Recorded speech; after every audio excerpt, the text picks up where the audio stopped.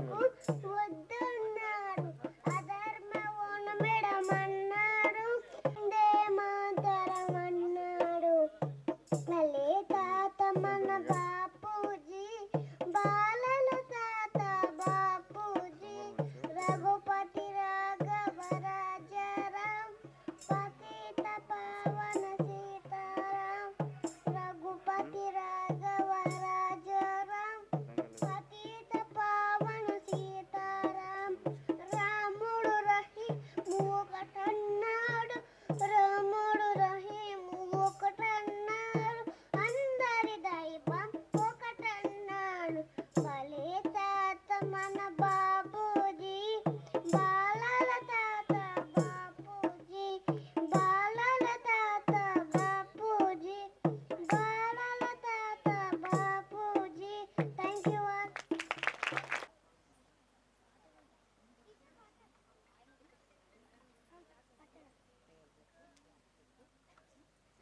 చదువుతున్నాను పచ్చని ఆకుల నడుమ పంట కంకి వయ్యో మా కడుపుల మెతుకుయ్యా ప్రపంచానికి అన్నం పెట్టే అన్నదాతో రన్నో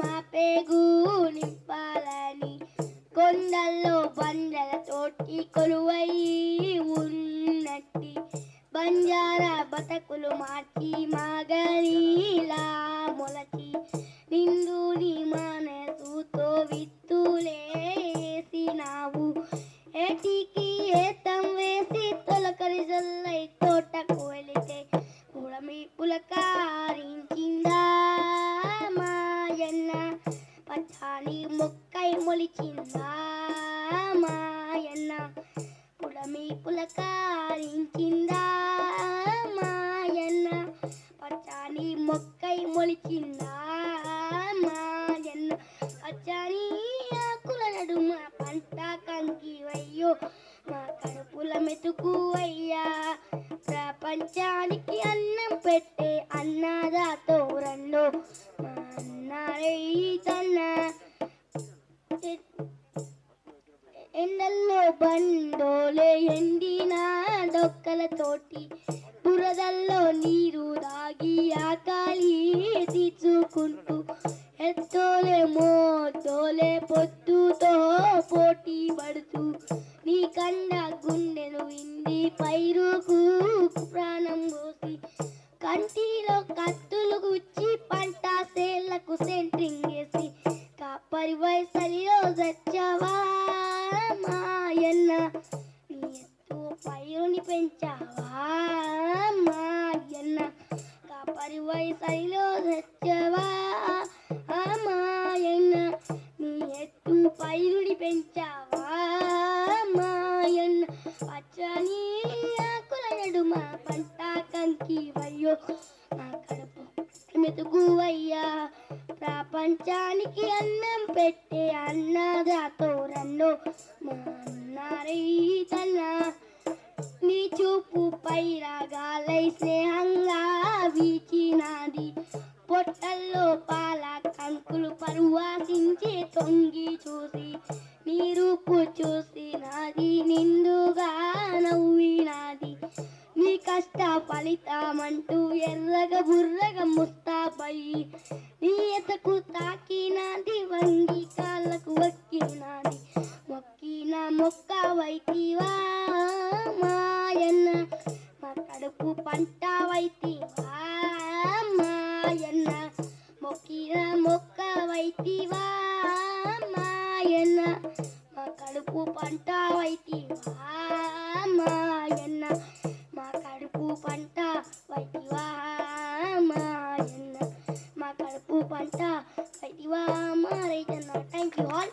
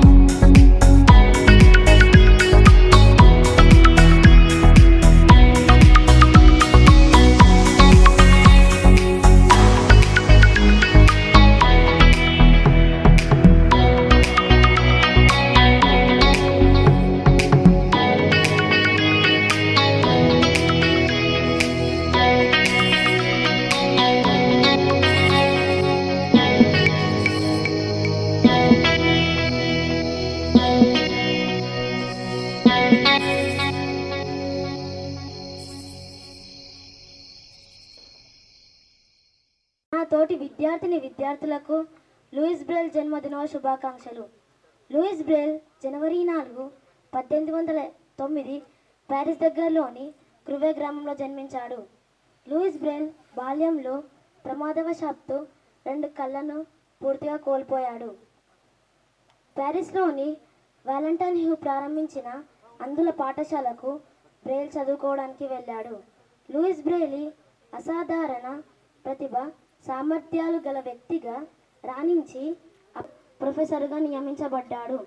చార్లెస్ బార్బియర్ అనే సైనిక అధికారి తయారు చేసిన 12 చుక్కల లిపిని కుదించి 6 ఉబ్బెత్తు చుక్కల లిపిని తయారు చేశాడు. బ్రెయిలీ లిపిని కనిపెట్టిన లూయిస్ బ్రెల్ జన్మదినాన్ని పురస్కరించుకొని ప్రతి సంవత్సరం జనవరి 4న ప్రపంచ బ్రెయిలీ దినోత్సవంగా జరుపుకుంటాం. ఈరోజు ప్రపంచ అంధులకు అన్ని రకాల పుస్తకాలు, పత్రికలు ఈ లిపిలోనే వస్తున్నాయి. అందుకే లూయిస్ బ్రెల్ చిరకాలం అందరి మనసుల్లో జీవిస్తూనే ఉంటాడు. లూయిస్ బ్రెల్ క్షయవ్యాధి వల్ల జనవరి 6, 1852లో అకాల మరణం చెందాడు. జై హింద్. నాకు ఈ అవకాశం ఇచ్చిన పెద్దలందరికీ ధన్యవాదములు. He invented the Braille script in 1824 as a source for the blind to read and write. The Braille script was The Braille script was empowered millions of people who are blind, helping them achieve success in school and their careers. Thank you. ముఖ్యంగా MLA గారికి, అదేవిధంగా మా DW madam గారికి, అదేవిధంగా మిగతా party members అందరికీ, మా association employees blind employees association, తర్వాత విసిఈ వాళ్ళకి, మిగతా ఇక్కడికి వచ్చేసిన అందరికి కూడా, ముఖ్యంగా ఇక్కడ గొప్పగా సాధించిన నిజామాబాద్లో బ్లైండ్ సాధించిన విషయం ఏంటంటే, మన కాంక్ష విగ్రహాన్ని డిఆర్సీ బిల్డింగ్లో 2021లో మనము స్థాపించడం జరిగింది. సో ముఖ్యంగా ఇది గొప్ప విజయంగా నేను భావిస్తున్నాను. అదేవిధంగా ఈ యొక్క బ్రైలీ గారి యొక్క స్క్రిప్ట్ ఇన్వెంట్ చేసిన తర్వాత ఈరోజు బ్లైండ్ వాళ్ళు ఒక మంచి పొజిషన్ ఉన్నారంటే, మేమందరం కూడా ఈరోజు ఈ స్థాయిలో ఉన్నామంటే ఆ బ్రైలీ గారు ఇచ్చిన భిక్షనే. ఒకవేళ ఆయన లేకపోతే ఒకప్పుడు బ్లైండ్ వాళ్ళ యొక్క స్థానం ఎక్కడో మాకు తెలుసు, గుడి దగ్గరనో లేకపోతే మస్జిద్ దగ్గరనో అడుక్కునే వాళ్ళు. కానీ ఈ రోజుల్లో పెద్ద పెద్ద స్థాయిల్లో, డాక్టర్ స్థాయిలో కానీ, టీచర్స్లో కానీ, హెడ్ మాస్టర్లు కానీ, పెద్ద పెద్ద లెక్చరర్స్ కానీ ఈరోజు సాధించామంటే ఆ రోజు బ్రైలీ గారు మాకు ఈ స్క్రిప్ట్ని ఇన్వెన్షన్ చేయడం వల్ల మేము ఈరోజు అంత మంచి పొజిషన్లో ఉన్నాము. సో అది వారికి స్పెషల్గా నేను ధన్యవాదాలు తెలియజేస్తున్నాను. అదేవిధంగా గవర్నమెంట్ వాళ్ళు కూడా మనకి సెంట్రల్ గవర్నమెంట్ కానీ, స్టేట్ గవర్నమెంట్ కానీ ఈరోజు మాకు రిజర్వేషన్ ఇవ్వడం వల్ల ఆ రిజర్వేషన్లో మేము జాబులు కొట్టి ఈరోజు మంచి పొజిషన్లో ఉన్నాం. సో ముఖ్యంగా ఈ మా national federation of the blind మొదట్లో ఇప్పటికి 70 సంవత్సరాలు స్టార్ట్ అయింది. ఆ రోజు ఆ national federation of the blind start చేయడం వల్ల ఎంతో మందికి జాబ్స్ వచ్చి ఈరోజు అందరూ మంచి పొజిషన్లో ఉన్నాం అనమాట. అదేవిధంగా ఇంకొకటి చెప్పాలంటే, RPWD act, rights of person with disability act అనేది ఇది 2016లో అప్పుడు మోడీ గారి ఈ యొక్క చట్టాన్ని తీసుకోవడం జరిగింది. ఈ యొక్క చట్టము దేశవ్యాప్తంగా ఇంప్లిమెంట్ జరుగుతుంది, కానీ మన రాష్ట్రంలో ముఖ్యంగా తెలంగాణలో ఇది ఇంప్లిమెంట్ కావటం లేదు. సో దీనివల్ల చాలా వరకు మన వికలాంగుల మీద అనేక రకమైన ఇబ్బందులు జరుగుతున్నప్పుడు కూడా ఆ చట్టం గురించి అవగాహన లేకపోవడం వల్ల వాళ్ళకి న్యాయం జరగట్లేదు. కాబట్టి నా యొక్క విజ్ఞప్తి ఏంటంటే, ఈ యొక్క చట్టాన్ని ఇంప్లిమెంట్ చేసి అవగాహన తీసుకొచ్చి ప్రతి ఒక్క పోలీస్ స్టేషన్లో, ప్రతి ఒక్క ఆఫీసుల్లో కూడా ఈ ఆర్పిడబ్ల్యూ యాక్ట్ని దీన్ని అవగాహన తీసుకురావాలని నేను ప్రభుత్వాన్ని వేడుకుంటున్నాను. అదేవిధంగా బ్లైండ్కి సంబంధించిన యాక్సెసిబిలిటీగా కొన్ని బిల్డింగ్స్ లేవు. అదేవిధంగా ట్రాన్స్పోర్ట్లో కానీ, బస్సు ఎక్కేటప్పుడు, ట్రైన్ ఎక్కేటప్పుడు మాకు చాలా ఇబ్బంది అవుతుంది. బ్లైండ్ వాళ్ళకు బస్సు స్టాప్ ఎక్కడుందో తెలియదు, ఏ బస్ స్టాప్ ఎప్పుడొస్తుందో తెలియదు. కాబట్టి ఇప్పుడు వేరే రాష్ట్రాల్లో వెళ్తే అక్కడ నెక్స్ట్ బస్ స్టాప్ ఏమొస్తుందో, నెక్స్ట్ రైల్వే స్టేషన్ ఏమొస్తుందో ముందుకు అనౌన్స్మెంట్ చేసేటట్టుగా మన దగ్గర కూడా బస్సుల్లో కానీ, ట్రైన్స్లో కానీ ఆ విధంగా మనకు అనౌన్స్మెంట్ వచ్చినట్టు బాగుంటుంది. అదేవిధంగా మనము బిల్డింగ్స్లో, గవర్నమెంట్ బిల్డింగ్స్ కొన్ని మనకి ర్యాంపుల్లో కొన్ని దగ్గర లేవు. అదేవిధంగా బ్రైలీలో చాలా దగ్గర ఒక బిల్డింగ్ వెళ్ళినప్పుడు ఆ బిల్డింగ్లో బ్రైలీ లేవు, దానివల్ల చాలా ఇబ్బంది అవుతుంది అనమాట. అదొకటి. తర్వాత అన్ఎంప్లాయిడ్ వాళ్ళు ఎన్నో సంవత్సరాల నుంచి ఎదురు చూస్తున్నారు. 2016లో 17లో వేశారు రిక్రూట్మెంట్, ఇప్పుడు దాకా రిక్రూట్మెంట్ వేయలేదు. చాలా మంది అన్ఎంప్లాయిడ్ బ్లైండ్ వాళ్ళు మిగిలిపోతున్నారు, వాళ్ళకి పెళ్లిళ్ళు కావట్లేదు, ఒకరికి ఏజ్ అయిపోతుంది. కాబట్టి నా యొక్క విజ్ఞప్తి ఏంటంటే, ఆ స్పెషల్ రిక్రూట్మెంట్ డ్రైవ్ వేసి మా యొక్క అందులకు ఉద్యోగాలు ఇప్పించాలని నేను రిక్వెస్ట్ చేస్తున్నాను. అదేవిధంగా బస్ పాస్, ఇప్పుడు మహిళలకు మన రాష్ట్ర వ్యాప్తంగా బస్ పాస్ ఇచ్చారు, కానీ మాకు 50% బస్ పాస్ ఇచ్చారు. అట్లా కాకుండా మహిళల కన్నా వీక్ గా ఉన్న బ్లైండ్ వాళ్ళకు ఫ్రీ బస్ పాస్ ఇస్తే బాగుంటుందని నా యొక్క విజ్ఞప్తి. అదేవిధంగా computer training and skill development, ముఖ్యంగా కేంద్ర ప్రభుత్వము దీని మీద ఎక్కువ కాన్సన్ట్రేట్ చేసింది. అదేవిధంగా మన రేవంత్ రెడ్డి గారు కూడా ఈ స్కిల్ డెవలప్మెంట్ మీద కాన్సన్ట్రేట్ చేశారు. స్పోర్ట్స్ లో కానీ అన్నింటిలో కూడా మాకు మంచి నైపుణ్యం ఇచ్చి, కంప్యూటర్లో కానీ అన్నింటిలో మాకు కూడా ఇస్తే మేము కూడా మా యొక్క టాలెంట్ మేము ప్రూవ్ చేసుకుంటాం. అదేవిధంగా స్పెషల్ క్యాజువల్ లీవ్ 4వ తారీఖు వచ్చిందంటే చాలా మంది ఇంకొక 50 మంది బ్లైండ్ ఈరోజు రాలేదు ఈ యొక్క మీటింగ్కి. ఎందుకు రాలేదంటే వాళ్ళ ఆఫీసర్స్ పంపించలేదు. అట్లా కాకుండా మాకు స్పెషల్గా ఈరోజు క్యాజువల్ లీవ్ ఇచ్చి, ఎట్లయితే ఉమెన్స్ డేకి 8th మార్చి ఎట్లయితే అందరూ మహిళలకి ఎట్లయితే హాలిడే ఆ రోజు క్యాజువల్ లీవ్ ఇచ్చిండ్రో, మాకు కూడా అట్లా స్పెషల్ క్యాజువల్ లీవ్ ఇచ్చినట్టయితే ప్రతి ఒక్క బ్లైండ్ ఎంప్లాయీ, స్టేట్ గవర్నమెంట్ కానీ, సెంట్రల్ గవర్నమెంట్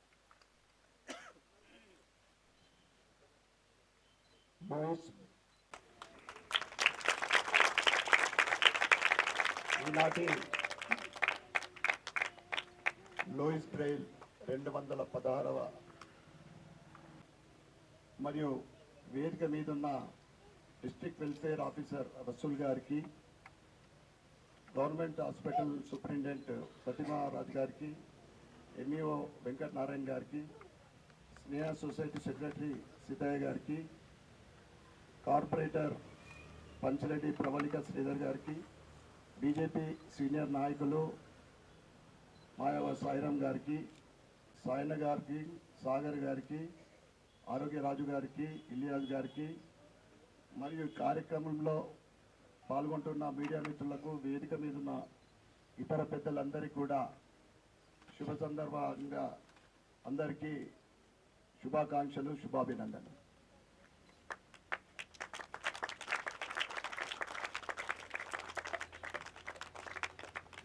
అందుల జీవితాల్లో వెలుగులు నింపిన చీకటి సూర్యుడు లూయిస్ బ్రెయిల్. అందరి జీవితాల్లో చీకటి సూర్యుడు లూయిస్ బ్రెయిల్. నిజంగా చెప్పాలంటే చెప్పులు కొట్టే కులంలో పుట్టి యాక్సిడెంటల్గా తన కళ్ళు కోల్పోయి చదువుకోవాలనే ఒక తపన, ఒక పట్టుదల ఈరోజు ప్రపంచం గర్వించదగ్గ మహోన్నత శక్తిగా నిలబడడం జరిగింది.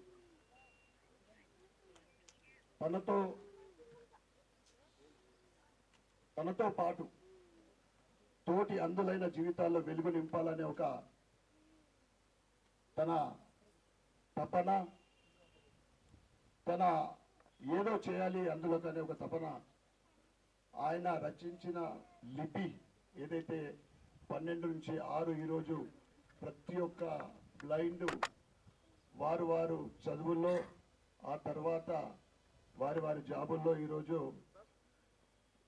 ముందుకెళ్తున్నారంటే అది బ్రెయిల్ లూయిస్ గారు రచించిన ఆ లిపి అని నేను గర్వంగా చెప్తా ఉన్నాను.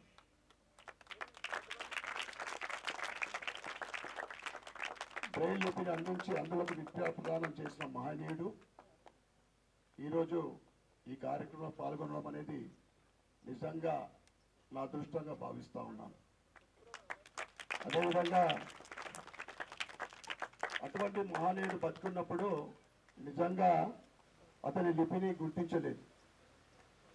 ఆయన చనిపోయిన తర్వాతనే ఆ లిపిని గుర్తించడం జరిగింది. ఏమిచ్చి ఆయన రుణం తీర్చుకోవాలంటే ఈనాటి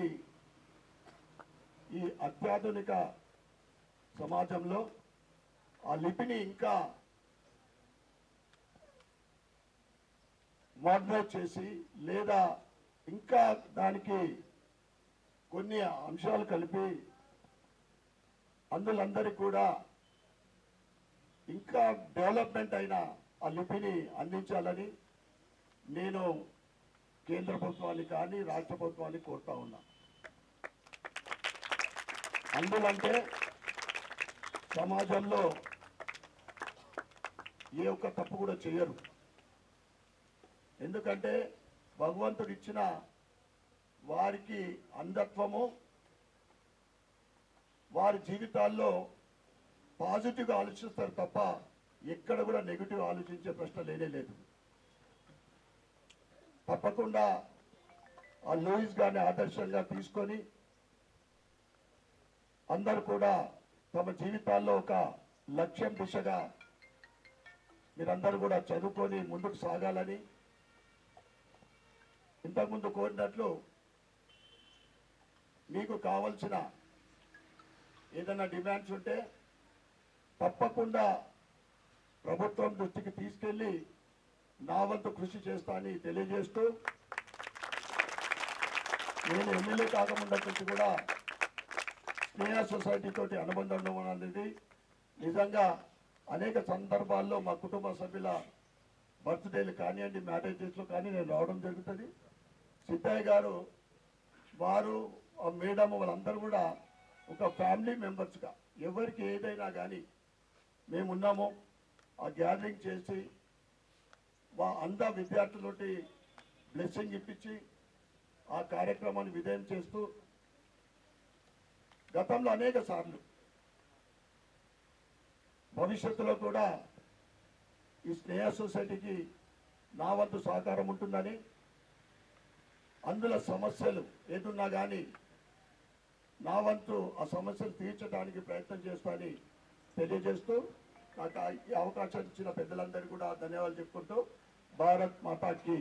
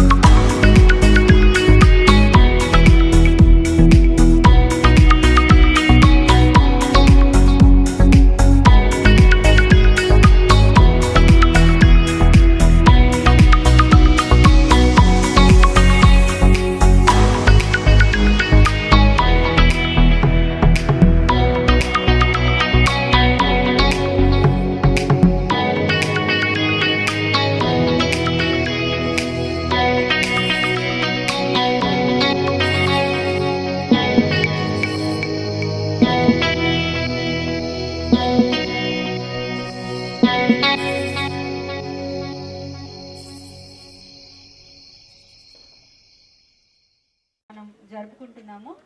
అండ్ అందుల జీవితాన్ని పూర్తిగా మార్చివేసిన ఘనత ఆయనదే. సో ఆయన గురించి ప్రతి ఒక్కళ్ళు చెప్పారు.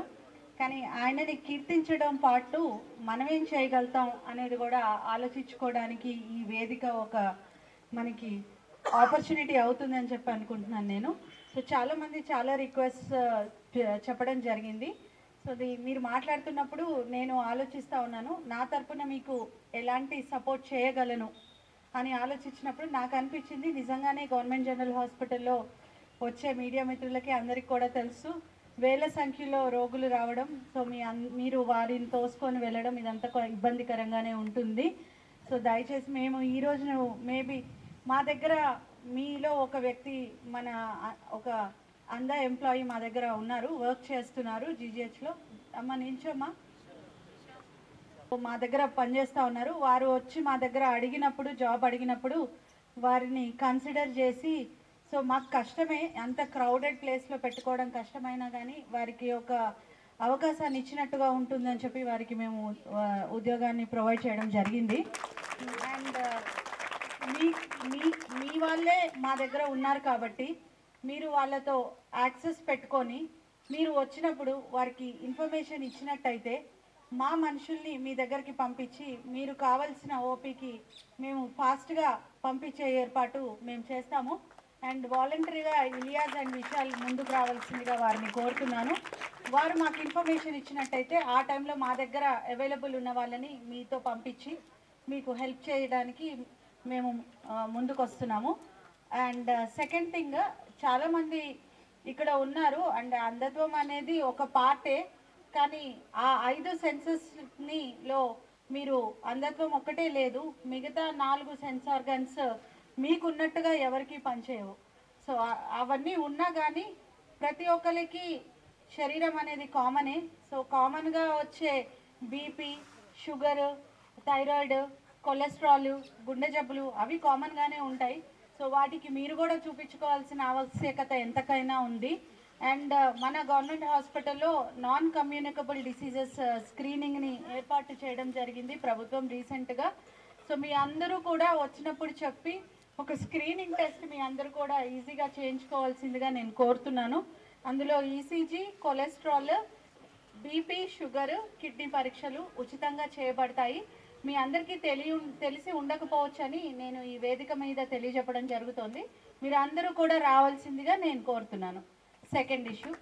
అండ్ థర్డ్, ఇక్కడ చిన్నపిల్లల్ని చాలామందిని చూడడం జరిగింది. అండ్ కార్నియల్ బ్లైండ్నెస్ అనేది ఏదైతే ఉందో అది మనకి రివర్సిబుల్ బ్లైండ్నెస్గా మనం గుర్తిస్తాము. అంటే టెంపరీగా ఉంటుంది. మనం ఆ పిల్లలకు కానీ ఆ పెద్దవాళ్ళకి కానీ మనం కార్నియా ప్రొవైడ్ చేసినట్టయితే వారు ఖచ్చితంగా వారికి చూపు తిరిగి వచ్చే అవకాశం కూడా ఉంటుంది. దీని మీద కూడా మనందరం దృష్టి పెట్టాలంటే ఈరోజు అందరం కూర్చొని మాట్లాడి వెళ్ళిపోతే దీనివల్ల ఉపయోగం లేదు. మీరందరూ కూడా చనిపోయిన తర్వాత కార్నియాని ఐ డొనేషన్ మీద, మీడియా మిత్రులు ఉన్నారు, మీరు తలుచుకుంటే ఏదైనా చేయగలుగుతారు, ఐ డొనేషన్ మీద ఫోకస్ పెట్టి రోజు ఎంతోమంది ప్రాణాలు వీడిస్తున్నారు, వారి ఆర్గన్స్ అలాగే వెళ్ళిపోతున్నాయి. వెయిటింగ్లో ఎంతోమంది కార్నియా కోసం వెయిటింగ్ చేసే వాళ్ళు చాలామంది లక్షల్లో ఉంటున్నారు. సో ఆర్గన్ డొనేషన్ మీద మనం ఫోకస్ పెట్టినట్టయితే ఈ కార్నియాని మనం కలెక్ట్ చేసి ఇమీడియట్గా అవసరమైన వాళ్ళకి మనం ఇచ్చినట్టయితే చాలా మందికి మనం చూపు కల్పించిన వాళ్ళం కూడా అవుతాము. ఈ దిశగా కూడా మనందరం ప్రయత్నం చేయాలనుకుంటున్నాం. అండ్ ఈ ప్రయత్నంలో భాగంగా లాస్ట్ 1 వీక్ నుంచి నేను ఎల్బి ప్రసాద్ వారితో మరియు అగర్వాల్ ఐ హాస్పిటల్ వారితో మేము మాట్లాడుతున్నాము. వారు కనుక మన దగ్గర సెంటర్ పెట్టినట్టయితే ఎవరైతే మన గవర్నమెంట్ హాస్పిటల్లో ముందుగా గవర్నమెంట్ హాస్పిటల్లో చనిపోతున్న వారి మీద మనం దృష్టి పెట్టి వారిని కౌన్సిలింగ్ చేసి వారి దగ్గర నుంచి మనం ఇమ్మీడియట్గా కార్నియా మన దగ్గరే కలెక్ట్ చేసుకున్నట్టయితే ఉపయోగకరంగా ఉంటుంది. ఈ దృష్టిగా మేము ప్రయత్నిస్తున్నాము. మేబీ నెక్స్ట్ బ్రెయిలీ గారి బర్త్డేకి ఇది సాధించగలమని అనుకుంటున్నాను. అండ్ నెక్స్ట్ ఇందాక మాట్లాడిన ఆయన పేరు నాకు తెలియదు, క్షమించాలి. ఏఐ హెల్ప్ చేసే గ్లాసెస్ గురించి అడిగారు. దయచేసి వాటి కాస్ట్ ఎంత ఉంటుందో చెప్పవలసిందిగా కోరుతున్నాను. ఒక్కటి 20,000 వరకు ఉంటుంది. సో అంత ఎక్కువ కాస్ట్ ఉన్నవి ఎక్కువ మందికి చేయలేకపోయినా మేబీ ప్రభుత్వం కూడా అంత ఎక్కువగా ఇవ్వాలన్నా కానీ ప్రభుత్వానికి కూడా కష్టమే. బట్ అందరం కూడా నాన్ గవర్నమెంట్ ఆర్గనైజేషన్స్ చాలామంది సర్వీస్ చేయడానికి సిద్ధంగా ఉన్నారు. అటువంటి వారితో మనం మాట్లాడి సంవత్సరానికి కొంతమందికి ఆ పిల్లలకైనా అట్లీస్ట్ ఆ క్లాసెస్ ప్రొవైడ్ చేసినట్టయితే వాళ్ళ భవిష్యత్తుకి మంచి పునాది వేయచ్చు. మనం ఈ దిశగా కూడా మనందరం ప్రయత్నిద్దాము. నా వంతు కర్తవ్యంగా నేను మాట్లాడడానికి నేను కూడా ముందుకు వస్తానని చెప్పి తెలియజేస్తూ ఇంత మంచి ప్రోగ్రాంలో నన్ను ఇన్వాల్వ్ చేసిన సిద్ధయ్య గారు మరియు రసూల్ భాయ్ గారి టీంకి ధన్యవాదాలు చెప్తూ థ్యాంక్ యూ సో మచ్.